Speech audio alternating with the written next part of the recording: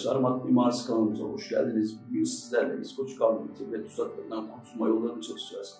Ve Paul Morphy'nin İskoç Gambiti'ne karşı kazandığı muhteşem partiyi inceleyeceğiz. Özellikle F7'ye yapılan saldırıyı sürüklüyor oyunu birlikte çalışacağız. Bu partiyi incelemiş olanlar olabilir. Partiyi incelemiş olanlar, ara varyantları da gösterdiğim zaman onlar da sizlere faydalı olabilir. İskoç Gambiti tuzaklarını tek bir videoda anlatmam mümkün değil ama bir seri halinde birkaç videoda sizlere yardımcı olmaya çalışacağım. Başlayalım. E4, E5 ve at F3, at C6,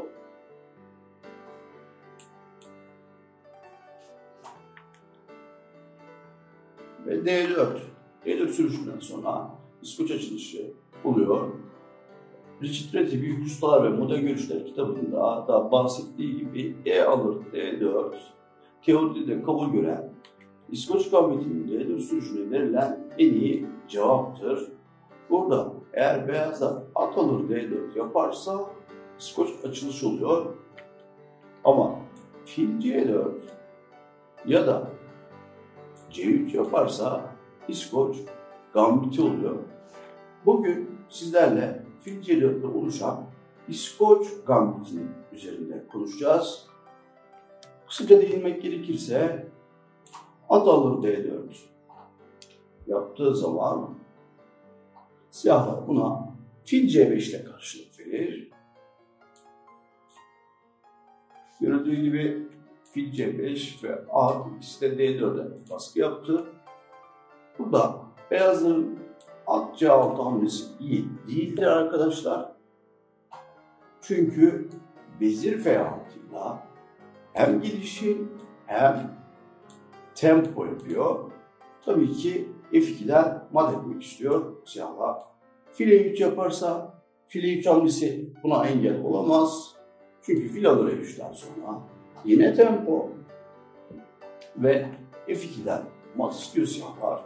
F alır E3 yapmak zorunda.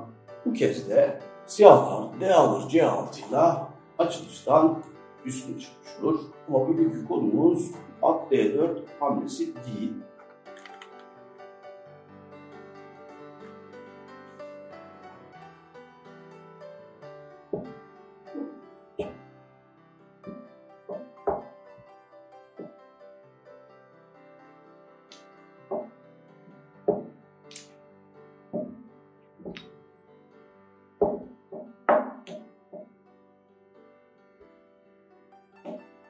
İlk konumuz E alır D4'e fil C4'e cevaplayıp beyazların F7'ye yaptığı saldırı ve bu saldırıyı Morphy'nin nasıl çözdüğünü konuşacağız.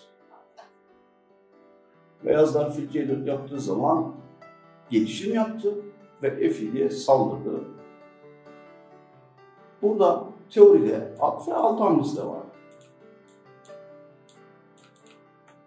Ve fil C5 hamlesi de var. İkisi de var. Morphy'nin fil C5 ile ve at F6 ile cevapladığı iki maçta mevcut. At F6'yı ilerleyen videolarımızda konuşacağız. Bugünkü konumuz fil C5 ile hem gelişim yapıp hem de D4'ü tutması siyahların. Siyahlar D4'ü tuttuğu sürece beyazlar gelişip taşlarını aktif bir şekilde geliştiremeyecek. Çünkü merkezde güçlü bir piyonu var.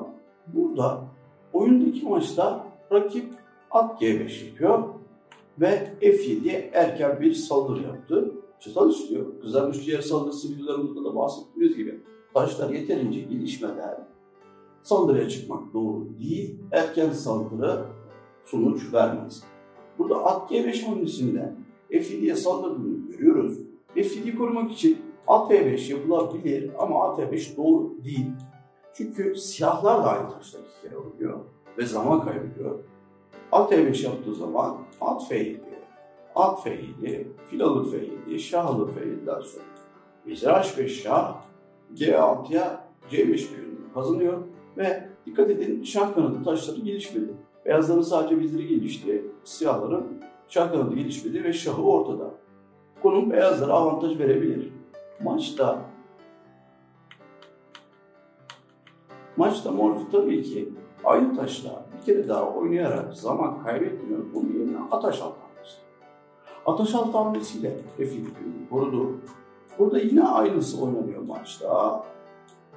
Ataş 6'ya yine at F7, atalım F7 ve fil F7, şah F7'den sonra bakın arkadaşlar yine vezir H5 şah geldi. G6 sürüşünden sonra vezir alır C5. Az önceki konuma çok benziyor değil mi? Evet, aynısı gibi ama arada büyük bir fark var. Şah kanadında siyahların gelişim sıkıntısı yok. Yani kale E8'de hemen gidip kale aktif bir şekilde oyuna girebilecek. İşte bu konum az önceki konumda olduğu gibi beyazlara avantajlı değil. Çünkü şah kanadı gelişim sıkıntısı yok. Ayrıca bir tempo daha gelişti. Şimdi satranca yeni başlayan arkadaşlar burada beyazları daha iyi görebilir. Hani rok bozuldu, vezir oyunda yani siyahlar sıkıntıdaymış gibi görünüyor olabilir ama dikkatlice incelediğimiz zaman beyazların sadece vezir oyunda, siyahların da at oyunda. Ayrıca siyahların kalesi çabucak oyuna girebiliyor ve vezir C5'ten sonra sıra siyahlarda kaldı. Siyahlar D6 sürüşüyle hem gelişim yaptı yani filin yolunu açtı hem de tempo yaptı. Bu vezir sayesinde siyahlar birkaç tempo daha kazanıp açılıştan üstün çıkacak maçta olduğu gibi. D6 sürüşüne oyunda vezir B5 yapılıyor ve vezir B5 ile vezir B7'ye baskı yapıp filin gelişmesini biraz durdurabiliyor. Ayrıca E2'ye geri dönmek için fırsat kovalıyor olduğunu söyleyebiliriz. Tabii ki açık açılışlarda gelişim oldukça önemli ve gelişimi tempoyla yapmak çok önemli. Hayati derecede önemli. Yani maçı kazandıran ya da kaybettiren şey bu. Şimdi burada siyahlar kale E8'de hem kalesini geliştirdi hem de tempo yaptı. Gelişimi tempoyla yapmak oldukça önemli. Vezir C5'ten sonra D6 sürü hem vezire saldırı yapıp hem de gelişim yaptığını söyledik. Yani gelişimi tempoyla yapma fırsatını kaçırmıyoruz açık açılışlarda. Vezir B5'ten sonra kale E8 geldiğini söylemiştik ve E4 piyonuna saldırdı. Burada beyazların yapması gereken hamle rok yapıp gelişimini tamamlaması gerekiyordu. Bunun yerine B3'ten şah çekiyor Morfin rakibi ve D5 merkeze ikinci piyon geldi. Artık kale alıp E4'ü istiyor siyahlar.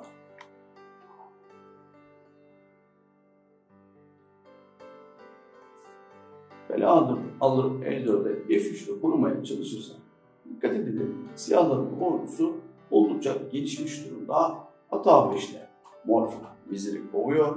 Vezir D3'e gittiği zaman şimdi de D alır E4. F3'te piyon vardı. F alır E4'ten sonra dikkat edelim beyaz şah hala ortada ve kaleyle aynı ikiyle buna gelişimi tempoyla yaparak Morfin burada vezir H4 yapıyor. Tabii ki şahın ortada olmasından yararlanıyor. G3 ile şah tehditini savuşturduğu zaman kale E4 ortada kalmış şaha baskı ve vezir H4'te unutmuyoruz. Vezir E7 ile E hattında batarya sağladı. E1'e kale gelemiyor artık. At D2 nihayet beyazlar bir gelişim hamlesi yapabildi. Gelişim hamlesinden sonra kaleye saldırdığı için kale E3 ile siyahlar kalesini daha da aktifleştiriyor. Vezir B5 evet ata saldırdı ama siyahlar atıyla ilgilenmeyip C6 oynadıktan sonra vezir savunmaya geri döndü. Çünkü başı dertte şah ortada. Gelişimi tempoyla yapmaktan bahsettik. Fil H3 burada vezir D1 eğer ki vezir H3 yaparsa vezir F6 şah G1'e kale E1 at F1'e kale F8 ve bitirici bir saldırısı var siyahların. Fil H3'e o yüzden alamıyor. Vezir devreye geldi. Burada vezir F1'e fil H3'ü vezirin alamadığından bahsettik. Vezir devreye geldi ve tempoyla bir gelişim daha yapmış oldu siyahlar. Şimdi de diğer kale saldırıda Ozer Alkabablar'ın dediği gibi bütün taşların katıldığı bir saldırı gerçek bir saldırıdır. F8'deki kalede açık olan F2'ne yerleşti. At F3'e geldikten sonra Şah E8'den sonra beyazlar terk ediyor. İskoç Gambit ile ilgili anlatacaklarımız bitmedi. Daha konuşacağımız konular var. İskoç Gambit burada bitmedi arkadaşlar. Daha çalışacağımız varyantlar var. F7'ye erken saldırı hamlesinin morfinin ataş altıyla çürüttüğünü söyleyebiliriz. At E5 beyazlara kazandırır. Çünkü geliş aynı taştan bir kere devam ediyor. Ama ataş altı hamlesi F7'ye erken saldırı fiilini çürütür. Bu videoda anlatacaklarımız bu kadar arkadaşlar. İskoç Gambit'i ve tuzakları serileri devam edecek. Bir sonraki videomuzda görüşmek üzere. Hoşçakalın.